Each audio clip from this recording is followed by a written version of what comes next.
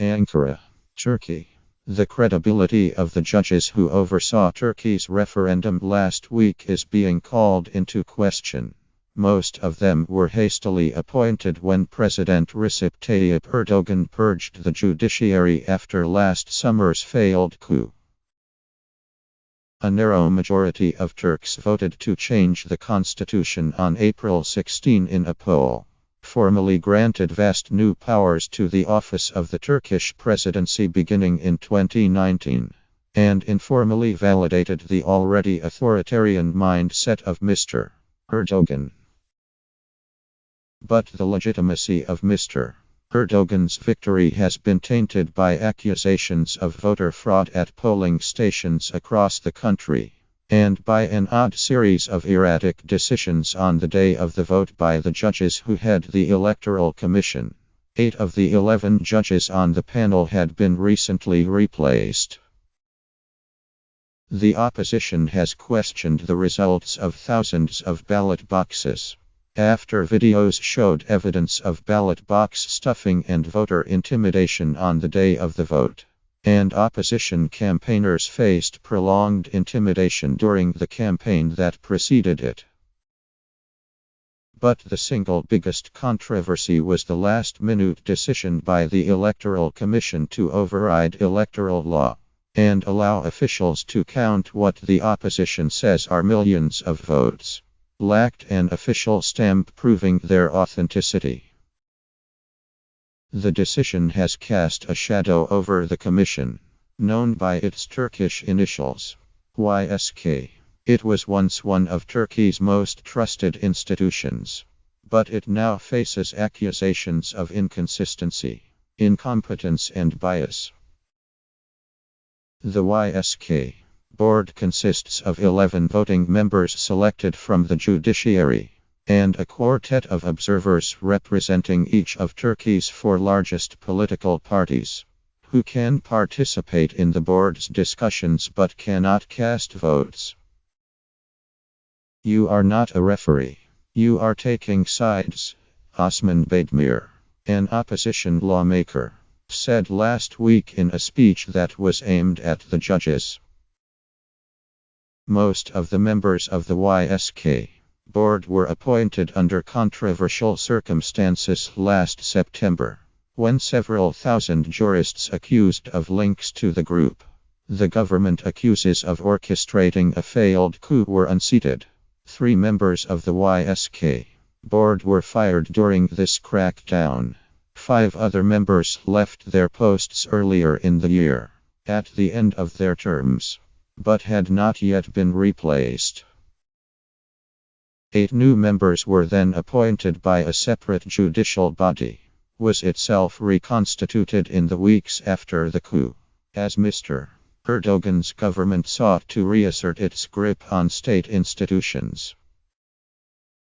The fact 8 of the 11 judges on the board were appointed during a crackdown on the judiciary, and amid such an environment of fear, raises questions about their neutrality and their willingness to vote against the government, said Koray Kaliskan, a politics professor at Boğaziçi University in Istanbul. New details have now emerged about the chaotic way the board made decisions on the day of the vote, after interviews with 3 of the 4 observers who were present throughout their deliberations. Shortly before 6 a.m., the board sent a text message to election officials reminding them all ballots must be validated by an official stamp. At 10 a.m., 2 hours after voting began, they issued a statement with the same conclusion, with the clarification that the stamp could be placed on either the front or back of the ballot. Yet just hours later, in the same room on the 4th floor of the Commission's headquarters in Ankara, the same judges made a U-turn. The opposition says has rendered it impossible to verify the results of the contested election. At 4:10 p.m., with counting already underway in eastern Turkey, and 50 minutes before the polls would close in populous western Turkey, Recep Tayyip, the observer representing Mr. Erdogan's party, asked the board to retroactively allow election officials to count unstamped ballots. He was in such a rush that he had no time to prepare his request on a computer. Instead, he jotted it down by hand and presented the handwritten document to the judges. President Erdogan, the representative of a far-right nationalist party that backed the referendum, said little. But Hadimi Yakupoglu and Mehmet Tiryaki, the representatives of the two largest opposition parties in parliament, were shocked. It was unbelievable, Mr. Yakupoglu said, that such a move would come so late in the day. It's so dangerous, Mr. Yakupoglu remembers telling the judges, as they debated Mr. Tayyip's proposal. We can't trust the result of the election after this. Mr. Yakupoglu was concerned not only that the proposal would break the law, or that its timing would undermine the credibility of a respected Turkish institution. Just as significantly, it would make it impossible to know which unstamped ballots had been added fraudulently, and which by mistake. With this decision, Mr. Tiryaki remembers saying, we will never be able to know if papers were brought from the outside and stuffed into the ballot boxes.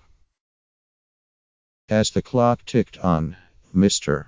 Tayyip denied there was a significant risk of fraud. Instead, he said he had information. Thousands of legitimate voters had innocently used invalid ballots. Inexperienced election officials did not realize the ballots needed to be stamped, or had not had time to do so. Should these voters, he asked the judges, be denied their democratic right because of someone else's administrative error?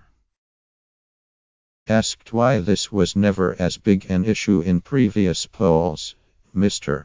Tayyip said, the presiding officers at each polling station were likely to have been unusually inexperienced this year, of recent changes in the way they were appointed.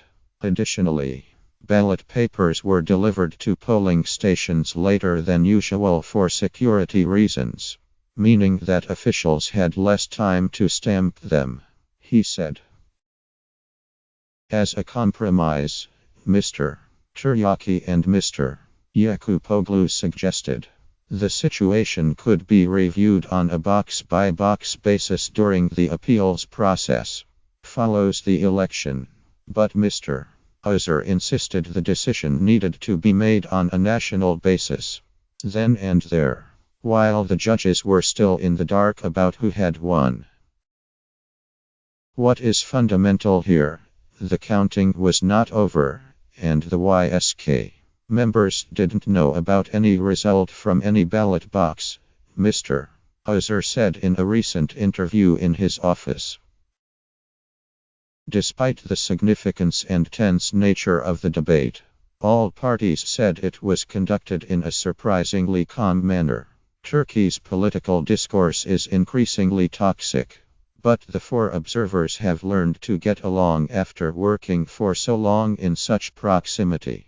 Their offices are within a few yards of one another, and they sometimes share lunch together.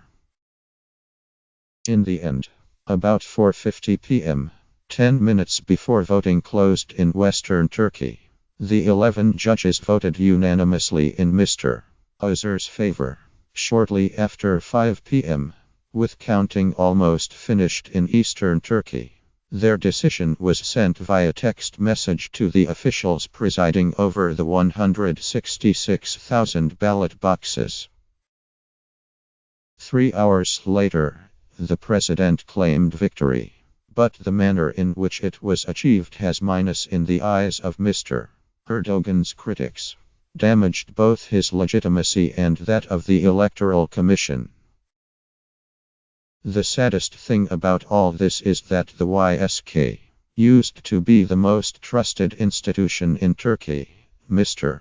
Tiryaki said, But this decision shakes that trust.